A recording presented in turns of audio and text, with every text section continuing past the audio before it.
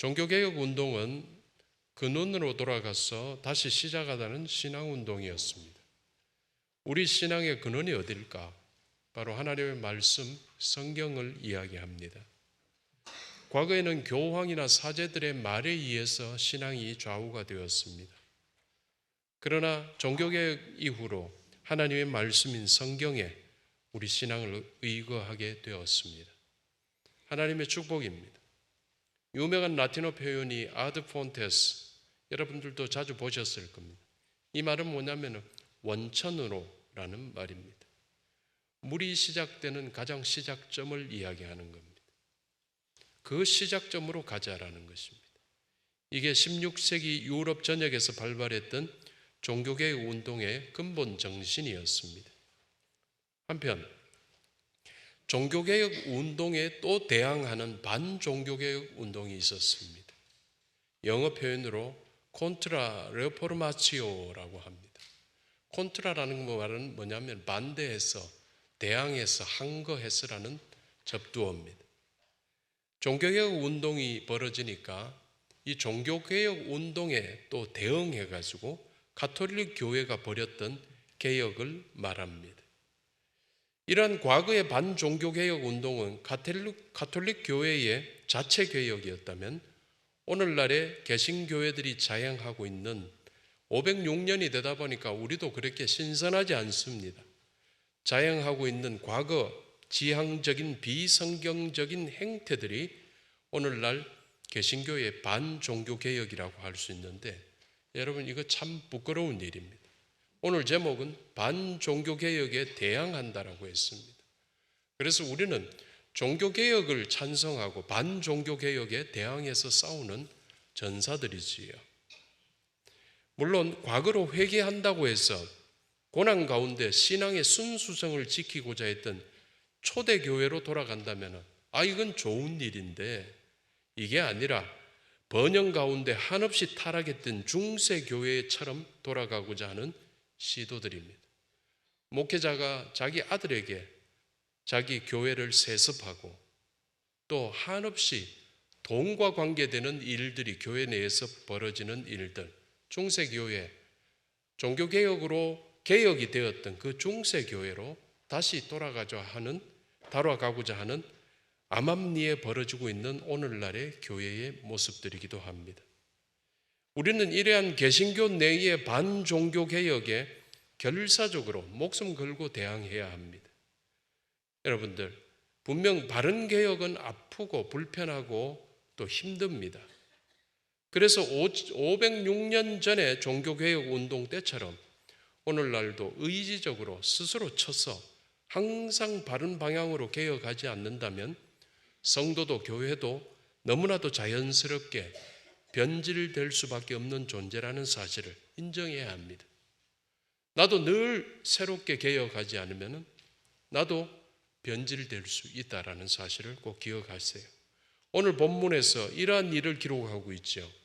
남유다 13대 왕 히스기야, 성경은 그를 좋은 선한 왕이라고 해요. 선왕이라고 했습니다. 히스기야에서 이루어졌던 당시의 종교개혁이 그 아들 므낫세 때에 와서 반종교개혁으로 이전의 악한 상태로 돌아가 버리고 만다는 기록을 성경이 기록하고 있습니다. 그렇다면 성경이 기록한 아버지 히스기야의 종교개혁은 어떠했던가? 첫째로 히스기야는 우상을 제거했는데 주상과 아세라 목상을 찍어내고 모세의 노뱀을 깨부숴버리고 산당들을 헐어버렸다고 합니다. 둘째로 히스기야는 성전을 회복했는데 선왕 때에 닫아버렸던 성전의 문을 다시 열어서 중지되었던 예배와 기도를 다시 드리게 했고 성전 안의 더러운 것들을 성결하게 하고 성전을 정화하여 성전답게 했다고 합니다. 셋째로 히스기야는 예배를 회복했는데 성전 문을 닫았던 지난 시절을 회개하는 속죄 예배를 드림과 동시에 유월절 예배, 안식일 예배, 아침 저녁에 번제 예배, 매달 초하룻날의 월삭 예배 등을 회복했다고 합니다. 그때 우리 하나님께서 히스기야가 벌였던 종교개혁을 무척 기뻐하셨지요. 마찬가지로 지금으로부터 506년 전 마틴 루터를 필두로 해서 벌어진 종교개혁에서도 우리 하나님께서 똑같이 기뻐하셨을 줄 믿습니다.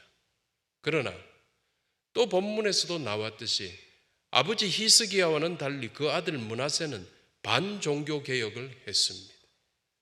그렇다면 므낫세가 벌였던 반종교개혁의 참상은 어떠했을까요? 성경은 기록합니다.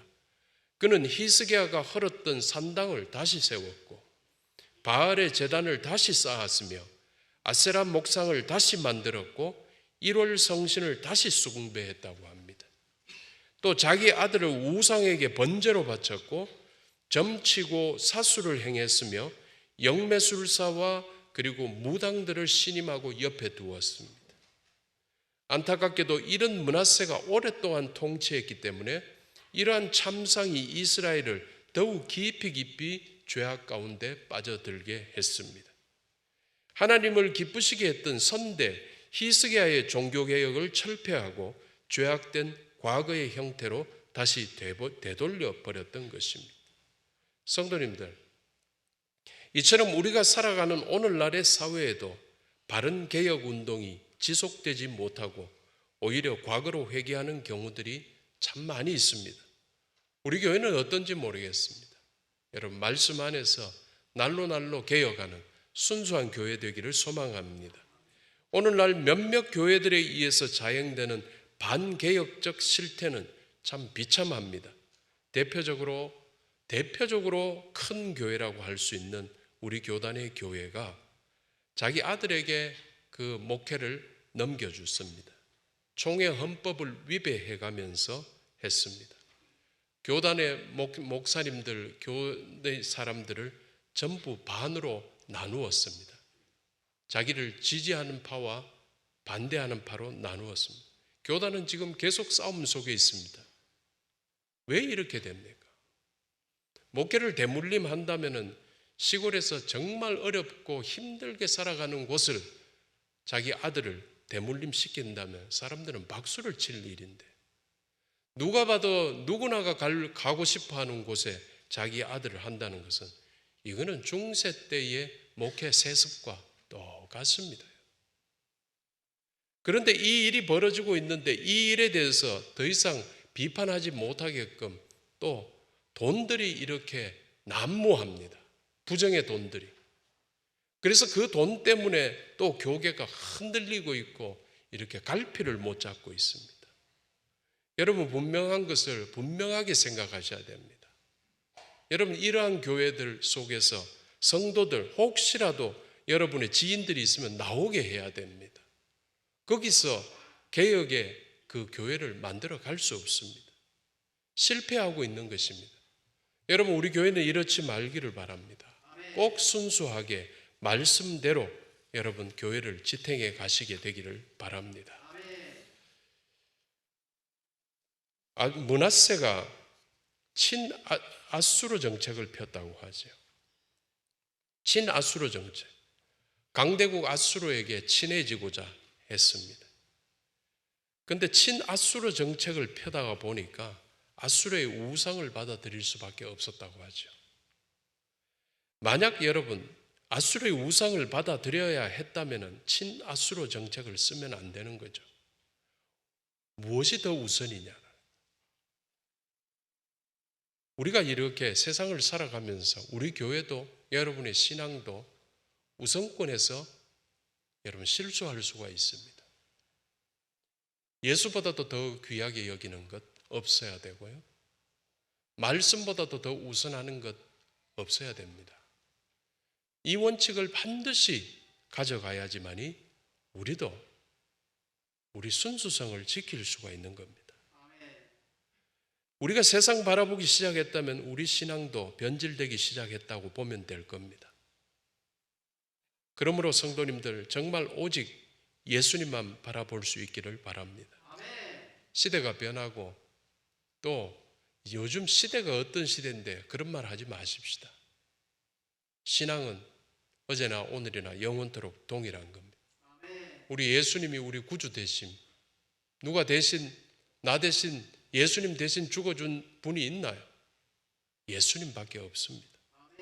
오직 예수님만 바라보는 개혁으로 하나님께 영광을 돌리시는 성도들 되시기를 바랍니다. 항상 개혁하며 주님께 영광 올려드리는 성도 그리고 우리 교회 되기를 주님의 이름으로 축원합니다. 기도하겠습니다.